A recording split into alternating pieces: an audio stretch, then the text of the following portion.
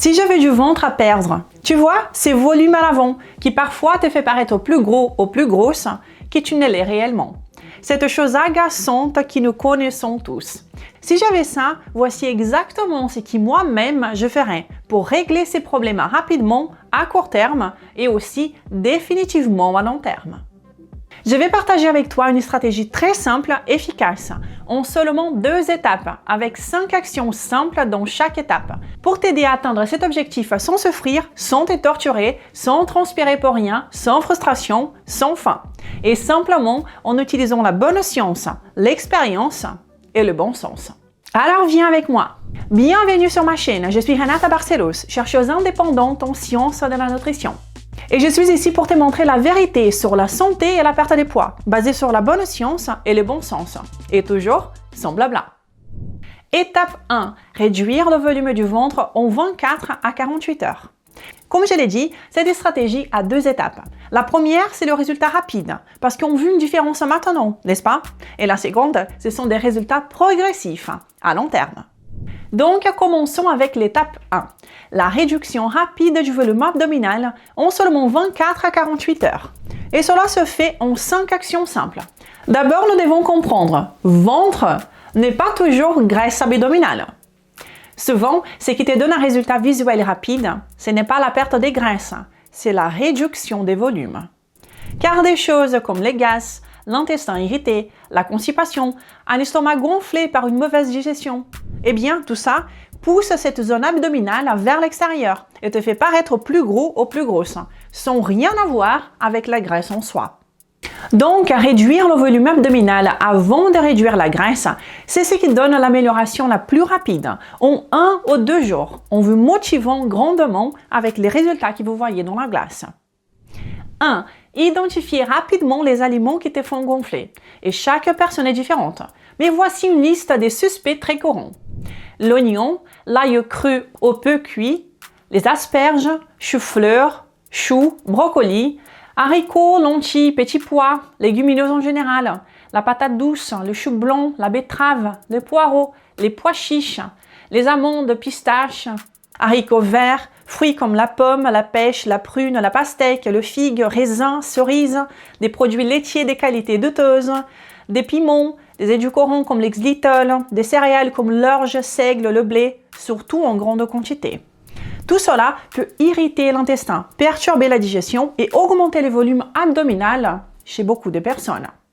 Et cela car ils peuvent rendre la digestion difficile ou impacter négativement le microbiote intestinal. 2. Retirer ces aliments pendant 72 heures. Élimine ceux que tu consommes le plus souvent durant 62 heures et observe ce qui se passe. Ensuite, vous pouvez les réintroduire un par un pour identifier ainsi quels sont les culpables. Numéro 3. Marcher ou simplement bouger 15 minutes après chaque repas, même si tu tournes un peu en rond chez toi. Cela aide la digestion, favorise le transit et par conséquent empêche le ventre de se gonfler. Numéro 4. Résoudre la constipation si tu en as. Si tu ne vas pas à la selle au moins une fois par jour, cela contribue énormément au volume abdominal. Et voici ce qui peut aider. Retirer les aliments irritants comme l'étape précédente. Privilégier les aliments juteux au lieu des aliments secs. Par exemple, des fruits juteux, la courgette, le potiron, les pommes de terre, des soupes, plutôt que des pains, farines et viandes trop sèches. Tout cela va aider dans l'évacuation et donc va vous aider à avoir un ventre plus plat. Ce qui peut aussi constiper certaines personnes sont les fromages. Si tu en manges souvent, essaye de les réduire pendant quelques jours pour voir si cela vous aide ou non. Une autre chose importante, c'est de vérifier la thyroïde. L'hypothyroïdie est associée à un transit intestinal plus long. Et le dernier conseil à cet égard est de s'assurer une bonne supplémentation en magnésium. Ce minéral si important qui peut également vous aider à avoir un transit intestinal plus doux et plus tranquille. Je conseille un bon magnésium, pur, sans additifs, de préférence le bisglycinate. J'ai fait une vidéo sur ce sujet si vous voulez en apprendre davantage. 5. C'est détendre, stress et anxiété. Eh bien, il perturbe la digestion, augmente les gaz, gonfle l'intestin et favorise la constipation. Rien n'enflamme plus rapidement l'intestin que le stress mental. Calmer l'intestin est essentiel. C'est l'une des choses les plus importantes que tu peux faire. Parce qu'un intestin calme est égal à un corps qui brûle mieux de la graisse à moyen et à long terme. Mais comment abaisser le stress? Essayez ce qui fonctionne le mieux pour vous. Beaucoup aiment prier, méditer, des exercices de respiration, le yoga. Je t'encourage fortement à trouver un moyen de calmer ton esprit. Ton corps tout entier te remerciera. Étape 2. Éliminer la graisse viscérale et sous-cutanée. La graisse sous la peau, la graisse viscérale entre les organes, qui est la plus dangereuse. La bonne nouvelle, c'est que la graisse viscérale est souvent la première que le corps élimine quand on fait des bons ajustements, comme ceux que je vais vous montrer ici. Ensuite, il s'attaque à la sous-cutanée. En éliminant ces graisses internes et externes, tu commences à révéler les formes du corps, les courbes, le corps que tu veux voir dans le miroir. Et comment faire cela correctement sur le long terme? Et avant de continuer, si ces informations te sont utiles jusqu'à maintenant, eh bien, je vous invite à me laisser un pouce en l'air. Cela me motive énormément. Et si tu n'es pas encore abonné, fais-le. Ce que j'explique ici, tu ne vois pas partout. Comment éliminer cette graisse progressivement? Avec des nouvelles habitudes alimentaires. Des changements qui peuvent être tenus pendant des semaines ou des mois. Tu commences avec le conseil numéro 1 pour une amélioration rapide, puis tu commences les 2 pour entamer une vraie perte de poids. Il n'y a pas de miracle. Pour obtenir un résultat différent, tu dois absolument commencer à faire des choses différentes. Et donc, avant de penser à manger moins, à faire une chirurgie, à t'injecter n'importe quoi, ou à commencer directement la prochaine diète restrictive que tu vois, souviens-toi de quelque chose de crucial. On ne force pas le corps à maigrir. On crée les conditions pour qu'il puisse le faire. Ton corps veut brûler des graisses. Tu dois juste enlever ce qui l'empêche de le faire. Nous n'avons pas besoin de maigrir pour être en bonne santé, comme beaucoup le disent. Nous devons d'abord être en bonne santé pour enfin pouvoir maigrir. La perte de poids n'est qu'un effet secondaire de l'amélioration de la santé. Quand ton corps commence à produire plus d'énergie cellulaire à partir des calories que tu manges, tout commence à se rééquilibrer. Parce qu'il aura alors besoin de stocker beaucoup moins de ces calories sous format de graisse, puisqu'il pourra en utiliser davantage comme énergie. Donc, le secret ici est de se concentrer sur des habitudes alimentaires qui favorisent ces processus, qui facilitent tout simplement le travail de ton corps pour convertir ce que tu manges en énergie cellulaire, en ATP, dont je parle aussi souvent ici. C'est ça la grande astuce. Parce que cela ne va pas seulement éliminer toute la graisse que tu as besoin de te débarrasser, mais aussi te protéger contre une prise de poids excessive à l'avenir. Et comment faire tout cela? Voici donc les 5 actions de l'étape 2. D'abord, il n'y a vraiment pas de raccourcis. 1. Tu vas devoir commencer à prioriser les vrais aliments, les aliments réels dans ton quotidien. Ton corps comprend parfaitement les aliments naturels. Il se perd complètement avec les aliments industriels. Il ne les reconnaît pas. On doit recommencer à nourrir le corps et arrêter de l'intoxiquer, l'aider et ne plus le perturber. Donc, à favoriser des aliments simples, nutritifs, reconnaissables comme vrais et réduire fortement les produits transformés, artificiels et industrialisés. Parce qu'on le sait très bien, ce ne sont pas des aliments créés par la nature. Ensuite, un point très important que je répète presque à chaque vidéo ici. 2. Élimine complètement les huiles végétales industrielles des cuissons et les margarines, comme les colza, soja, tournesol, maïs et toutes les margarines qui sont faites exactement avec ces huiles. Ces produits sont toxiques à court, moyen et surtout à long terme et ils perturbent directement la production d'ATP cellulaire. Donc, ma suggestion est claire. Enlève-le de ta vie. Et puis, les 3. Concentre-toi sur la consommation correcte des 3 macronutriments, les protéines, les glucides et les graisses.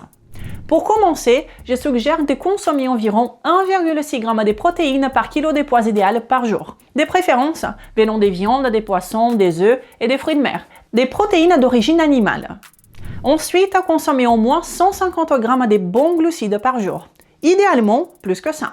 Mais tu peux commencer doucement selon ta consommation actuelle de glucides, ok? Et attention, 150 g de glucides n'est pas 150 g de nourriture. 100 g de pommes de terre cuites à l'eau contiennent entre 18 et 20 g de glucides seulement. Pour en avoir une idée plus précise, regarde dans une table nutritionnelle ou bien avec des applications. Et quand je parle des glucides, bien évidemment que je parle des vrais aliments. Toujours privilégier les glucides réels, nutritifs, comme les fruits bien mûrs qui te conviennent, les tubercules et même le riz blanc, qui est beaucoup plus digeste que les complets pour la plupart des gens. Et enfin, pour les graisses, consommez uniquement des graisses naturelles, monoinsaturées et saturées, celles qui ont toujours existé. Et évitez les polyinsaturés, qu'on trouve souvent dans les huiles végétales industrielles. On parle de choses comme le beurre, la graisse bovine, l'huile de coco, l'huile d'olive, l'huile de palme rouge, le beurre de cacao. Juste ces petits ajustements qualitatifs, peuvent déjà t'aider à recommencer à brûler de la graisse d'une façon très surprenante, sans même penser aux calories ou au contrôle calorique.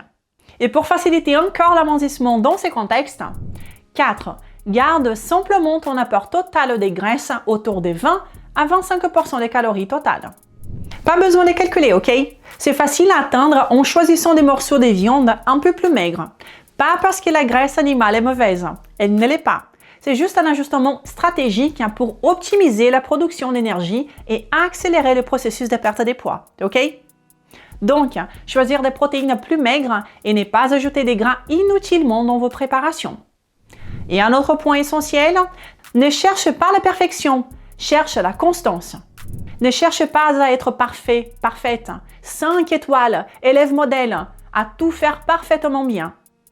Ce n'est pas la perfection qui te fait réussir, c'est la constance, le mieux que tu peux maintenir sur le long terme.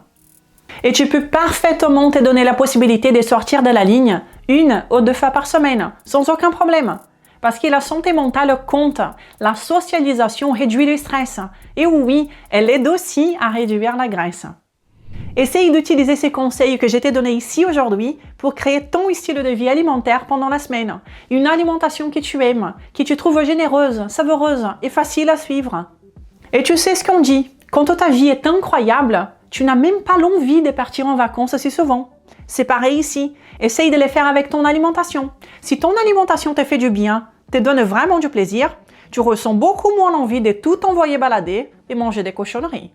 Parce que la seule façon de vraiment maigrir définitivement et de ne plus jamais penser au régime, c'est d'abandonner complètement les concepts de régime. Arrêter ces cycles, commencer un régime, arrêter, reprendre du poids, recommencer un régime et répéter encore et encore. Il faut arrêter de penser à ces choses qui sont seulement temporaires et mettre en pratique les conseils que je t'ai donnés ici aujourd'hui. La solution, c'est de créer un style de vie alimentaire qui soit durable, une routine qui t'amène vers ton objectif et qui te protège du regain de poids, sans souffrance, sans obsession et sans vivre à compter les jours jusqu'à la fin du régime. Et si tout cela fait du sens pour toi, si tu es le genre de personne qui aime être guidée étape par étape, je t'invite à découvrir mon programme complet pour accélérer naturellement ton amintissement. À l'intérieur, tu vas trouver des listes complètes d'aliments, les 4 phases guidées pas à pas, des recettes, des menus d'exemples et une communauté incroyable pour poser toutes tes questions. Et avec des cours en ligne tous les mois directement avec moi. Tu peux voir directement sur accélérateur-md.fr ou cliquons sur le lien dans la description. Et pour terminer en beauté, voici le message inspirant qui m'a été envoyé. Rien que de la gratitude. 60 jours, moins 12 kilos et beaucoup de centimètres en moins. Ce n'est pas un régime, c'est un style de vie. Et ce n'est que le début. Bravo à toi! Et c'est exactement ça, un style de vie. Maigrir en se sentant bien, sans manquer de rien, en aidant le corps. Et non pas en attaquant, en jouant avec lui. Et non plus contre lui. Si cette vidéo t'a été utile, n'hésite pas à la partager, à me laisser un pouce en l'air et un commentaire, car tout cela m'aide énormément avec ce travail que j'ai fait ici. On se retrouve dans la prochaine vidéo. Prenez soin de vous. Au revoir!